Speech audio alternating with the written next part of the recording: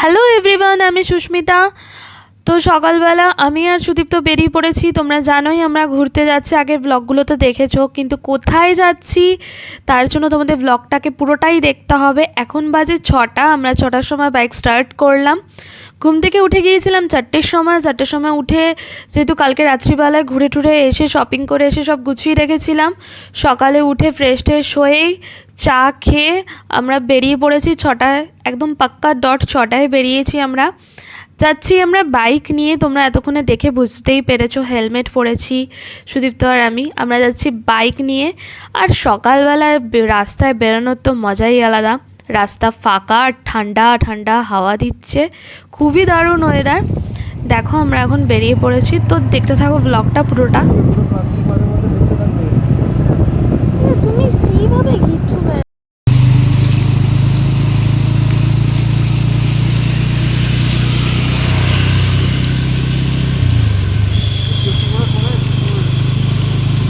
আবার পড়ছে বৃষ্টি।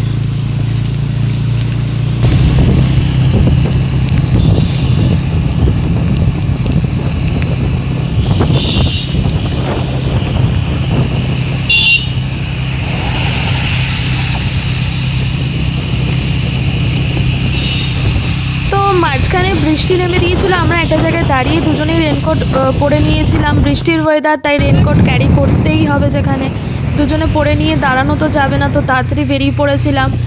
এখন দেখো আমরা কোলাঘাটে চলে এসেছি। কোলাঘাটে এসে সকালে ব্রেকফাস্ট আমরা ডান করে তারপর আবার আমরা বেরাবো। তো এখানে একটা রেস্টুরেন্টে আমি আর সুদীপ্ত চলে এসেছি। সকালে ব্রেকফাস্ট মানে হালকা ফুলকাই। আর এখানে দেখো সুদীপ্ত অর্ডার করে নিয়েছিল একটা ধোসা, ওর জন্য ধোসা, আমার জন্য ডিম টোস্ট একটা। তো আমরা এটা খেয়ে তারপর আবার বেরাবো, অনেকটা দূর যেতে হবে যেহেতু, তাড়াতাড়ি করে খেয়ে নিই। তো দেখতে থাকো। খা খা এবার খা, খাবি তো? খুব কীর্তি করছে, চলো না দাদুরে।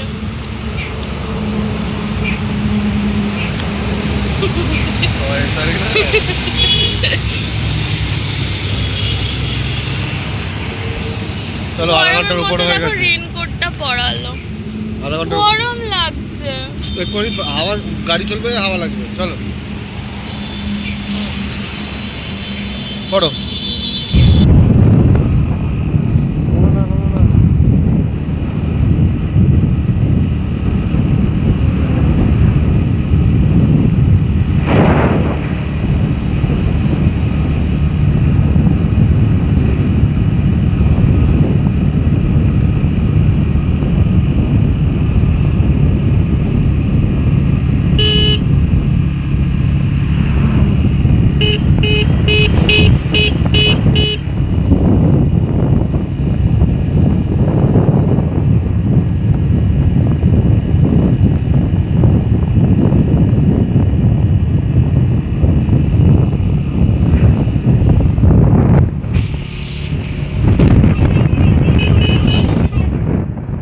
চারিদিকে পুরো জঙ্গল একদম। তো এখন বাজে 9টা, আমরা কাঁথিতে ঢুকে গেছি। আমরা যেহেতু তাড়াতাড়ি বেরিয়েছিলাম তো তাড়াতাড়ি ঢুকে গেছি। আর এদিকটা দেখো রাস্তা পুরো ফাঁকা, বাইক চালাতে তো দারুণ লাগছিল, কোনো অসুবিধা হচ্ছিল না, বেশ ভালোই লাগছিল। এই ফার্স্ট টাইম আমরা বাইক নিয়ে এত দূরে এসেছি, তো দারুণই লাগছিল, দারুণ এক্সপিরিয়েন্স ছিল আমাদের। তো এরা তো মিনিমাম 5 ঘন্টার জার্নির পর আমরা ঢুকে গেছি মন্দারমণি ফাইনালি। দেখো বৃষ্টি হচ্ছে আর সমুদ্রের ঢেউ দেখো, পুরোটাই ফাঁকা ছিল, ফ্রাইডে ছিল। আর এখানে আমরা হোটেলে এসে ড্রেস চেঞ্জ করে, পুরো ভিজে এসছিলাম, এসে হোটেলে ড্রেস চেঞ্জ করে আমরা এখানে সমুদ্রে একটু এসছিলাম ঘুরতে। আর হোটেলটা দেখো পুরোটা খুবই সুন্দর হোটেল ছিল। এই ফার্স্ট টাইম আমি এই হোটেলে এসছি, সুদীপ তো এসছিল এর আগে, কিন্তু এটাই আমার কাছে এই হোটেলটা ফার্স্ট টাইম। তো আমার তো বেশ দারুণই লেগেছিল হোটেলটা, একটা ছোটোখাটো অ্যাডভেঞ্চার টাইপস অফ, বেশ ভালোই লেগেছে। তো এই দেখো এখন একটুখানি এই মাত্রই ঢুকলাম হোটেলে, ফ্রেশ ট্রেশ হয়ে আমি আর সুদীপ্ত গেছিলাম রিসেপশনে, খাবারটা অর্ডার করে আসলাম, খাবারটা ঘরেই দিয়ে যাবে। আর এদিকে দেখো এদিকটা পার্ক আছে, হচ্ছে আমাদের রিসর্ট। তো দেখাচ্ছি চলো পুরোটা হচ্ছে হোটেল, আর এগুলো সব পুরোটা রিসর্ট। আমরা এটাতে রয়েছি, আর ওদিকে পার্ক আছে, আর ওদিকে সমুদ্র, ওদিকটা সমুদ্র আছে, ওখানে বসারও জায়গা আছে। আর এদিকটা পুরোটা রিসর্ট, কটেজ টাইপের। দেখো, তো আমাদের রুমটা দেখাচ্ছি চলো। আর ওদিকটা পুরোটা হোটেল আছে। বৃষ্টিটা, আমরা যখন বেরিয়েছিলাম প্রচণ্ড বৃষ্টি হচ্ছিল, এখন অনেকটাই কমে গেছে। এত বৃষ্টিতে পুরো ভিজে গেছিলাম, জামা কাপড়ও অর্ধেক ভিজে গেছে। এদিকে দেখো কটেজটা। সুদীপ তো গেছে রুমে।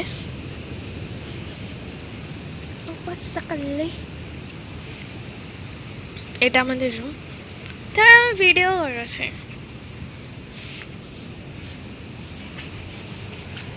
এখানে কেন রাখলে? তাও একটু জলটা ঝরুক ওটা, তারপরে তোলা যাবে। রেইনকোট তোমার জন্য কেউ যদি নিয়ে না।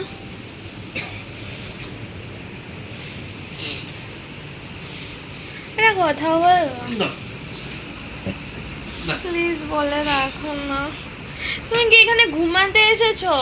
আরে কি সুন্দর সলিড। এটা কোন বল ইজ দ্যাট?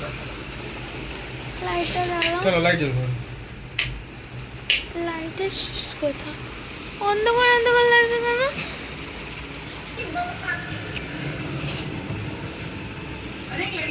এরকম জানলা। ও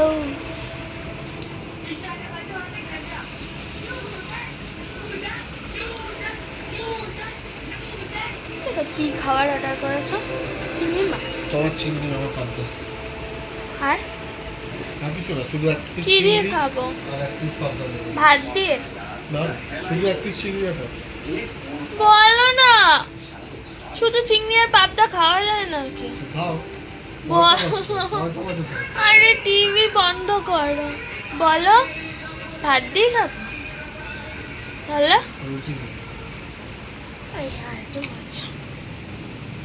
দেখো এখন রোদ উঠেছে, সূর্য দেখা যাচ্ছে। মার খাবি। আমি কি সানগ্লাস পরার জন্য নাছি? এখানে না পরবো তো কি হচ্ছে, পুজোর সময় পরতে পারবো, প্রবলেম তো নেই। গাছের পাতাগুলো দেখো হোয়াইট। ব্লগটাকে এখানে এন্ড করলাম, দেখা হচ্ছে নেক্সট ব্লগে। Bye bye.